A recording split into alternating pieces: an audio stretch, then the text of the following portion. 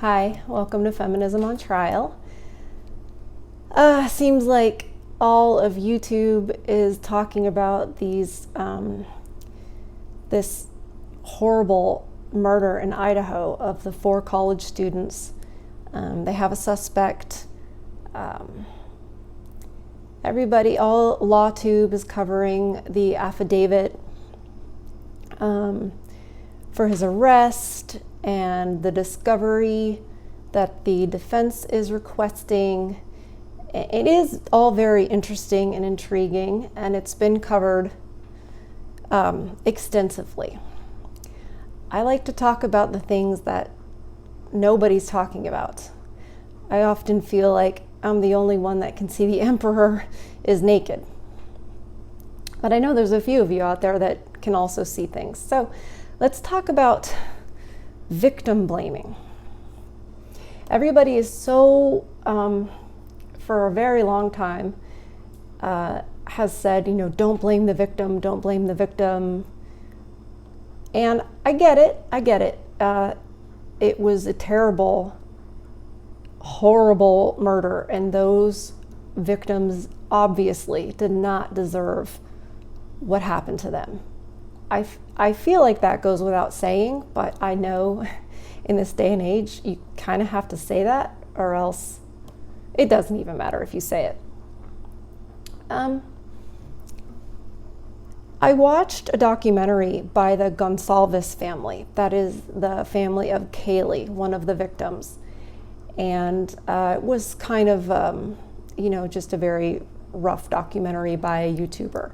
Nothing, highly produced. But it was very interesting because it was Kaylee's mother and father and one of her sisters, an older sister. And they were sharing information about Kaylee and the type of person she was. And I thought that was very nice because I think we need to focus on the people who lost so much and were the victims, and not give too much glory to the suspect or the possible murderer. But the thing that gets me is about when Mr. Gonsalves said, she did everything right. They did everything right. They used the buddy system. They never, she's talking about Kaylee and her best friend, who was one of the other victims, how they always did everything right. I mean, he literally said did everything right, and used the buddy system. And when they needed a driver, if they had too much to drink, they used a driver that they knew. So it wasn't a stranger picking them up and taking them home. I can appreciate that. I also, when I was in college, used the buddy system. Never walked alone. Well, I guess there was a time or two that I was like, I'll just go real quick, which was a mistake. But I used the buddy system. If I had a test late at night, I would, my roommate and I had a system where we would, go and hang out in the building and then walk the other one home, or when I had a car, drive the other one home. We made a point to do that, so we were never walking alone. We didn't want to be an easy target. That's kind of part of it, especially as a female. You learn, that you're more vulnerable, and that's just the truth. And it isn't because men are evil or men are, inherently rapey murderers. That's not the case. The thing is that we as women are more vulnerable because we're weaker. Physically, we're weaker. And, perpetrators do tend to be men. They do have testosterone. We're going to get into that in another video when I talk about the whole incel thing, and that's a whole other thing. Right now we're talking about Kaylee as an example, and the thing is, she didn't do everything right. You don't, I'm not sorry. You get drunk, especially in public, which I've seen the video from the food truck. I've seen both of the girls kind of staggering. They couldn't walk properly. They were staggering, and that's when they were picked up by the driver that they supposedly knew, and that's good. But Who all is there that can see you staggering and getting into the car? And they might already know where you live, or they can follow you.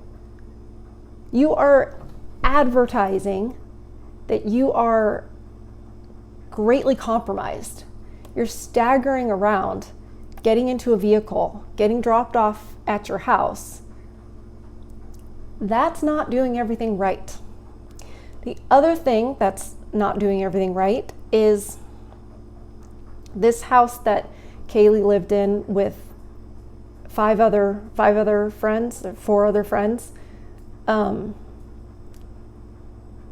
It was known as kind of a party house. In fact, earlier that day, I believe there was a noise complaint. So it was known as like a party house. So descriptions from law enforcement, etc., is that lots of people came and went in that house.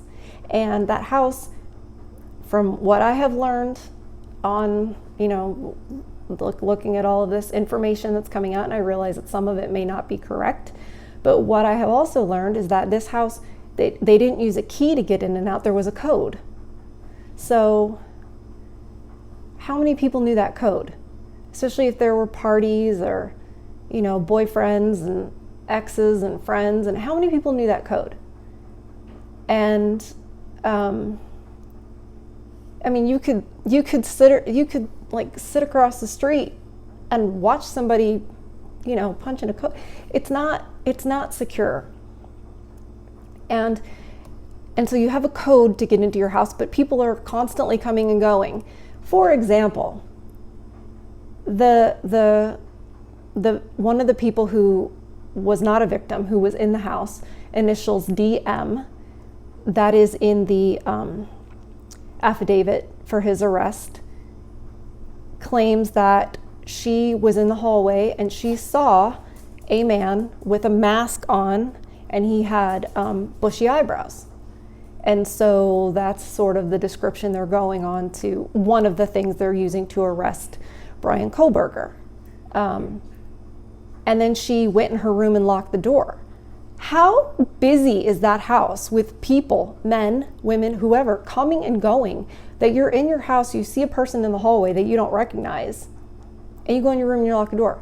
I'm not claiming that DM did something wrong in that moment, which a lot of people are. A lot of people are saying, oh, well, she should have called the police right then, or she should have, blah, blah, blah. That's not what I'm saying. That's been said over and over again. What I'm saying is, don't live in a house where you can come out into your hallway and see a stranger at 4 whatever in the morning and not think that is very, very, very wrong. If I was in my apartment and I got up in the middle of the night and I went into my living room and there was a dude in there, that's panic time if there's anybody in there, because your house should be secure. That just shows how their house, with people coming and going, was completely compromised. That's not doing everything right.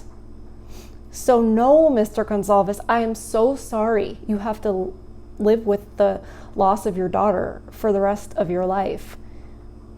But it's not everything right. You were those girls in a way, and then the guy who was over, Ethan was over with his girlfriend who lived there. They were sitting ducks. You're having people coming and going. You're partying to the point where you can't even walk properly. And then you go home, get dropped off, and who knows who sees that.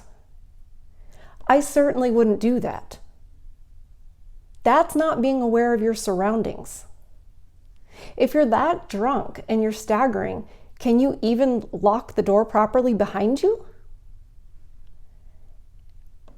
I would say no. Also, okay, I'm going to go there. You say you did everything right. She did everything right. Well, first of all, she's getting drunk in public so everybody can see. She's got a house where people are coming and going, in and out, in and out. It's a party house. It's a known party house. That's having a party girl is not doing everything right. Being a party girl is not doing everything right.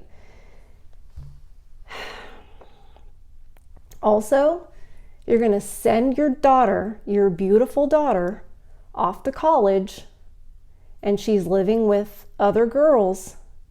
I didn't hear anything about knowing anything about self-defense. That seems like a good thing. Now, I didn't learn self-defense, but I carried mace. I had mace all the time. Now I realize somebody comes in with a knife. Mace may or may not be something that will help, but I certainly went prepared with some sort of defense. I'm not putting myself on a pedestal to say, oh, I'm so good and they are so bad. I know my example and I can share it. And that was, 25 years ago. This was like mid-90s I'm talking about, when I was in college. So victims, it's a tragedy. It is. And it is the perpetrator's fault.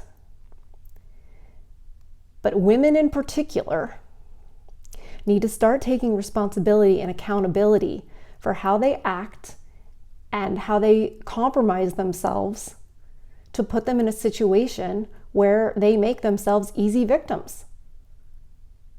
We as women need to take responsibility for that. Stop saying things like, oh, it shouldn't be because how I dressed. That's not the case in this situation, but there are other things like, oh, well, just don't blame me because I had a good time and I got, drunk. You have to take responsibility for your own, safety. At the end of the day, your safety is your responsibility. It's not the responsibility of everybody else to never do anything wrong and not be bad. We know there are bad people out there. We know there are people out there that want to do things that are just unthinkable. We know that. So you can't just say, well, teach your boys not to rape. Teach people not to murder. People know that. Start taking responsibility for your own safety so that there won't be another situation. Don't practically advertise that you are compromised because you're so drunk you can't even walk. Don't have a house that people are coming and going and coming and going. It's a party house and everybody can get in and out. You're just making yourself a sitting duck. And nobody's talking about it. And they won't talk about it because it would be victim blaming. But the only way we can, you're never going to end evil in the world. It's always going to be there. But women need to take responsibility and accountability for their own safety. And parents, fathers, Mr. Gonsalves is a great example. You sent your baby girl off to college. You sent her into the wilderness. I don't think that's such a great idea. I think, you don't feed your babies to the wolves. There is a lot of evil out there, and denying it is not going to keep anybody safe. Telling them nothing bad will ever happen is not going to keep anybody safe. Take responsibility. Know your surroundings. Don't get drunk in public. Have some form of protection. Have your home be secure. Seems like basic. But if people hear this, they're going to say, I'm bad because I'm blaming the victim. Just pointing out things that could have been done differently and that should be done differently with other people. So, anyway, we should learn from tragedies. We can't bring those kids back, but if we could just learn, it would be great. But women taking accountability for their safety, taking accountability for anything, feminism says you don't have to do that. Feminism says, go to college, girls. Live on your own. Be sexually free. Do what you want. You're empowered. Before feminism, these girls would be alive. They just would. Because a father would not send his daughters into the wilderness like that, where he knows there's evil. He wouldn't have. And there would have been way more protection for girls like this. And there wouldn't have been all this coming and going. There just wasn't before feminism. Feminism says, oh, you're free to be, free to take these terrible risks and never be told that you're doing it and you're responsible for it. Freedom without any sort of responsibility. Thanks, feminism. Everything can be tied back to it. Be well, be safe. If there are any women watching, take responsibility for your safety. Be aware of your surroundings. Don't put your safety on everybody else. At the end of the day, it ends with you. I personally believe it should end with, your husband, your father. We don't live in that society anymore. So we, as the weaker sex, have to do it ourselves. Have a great day.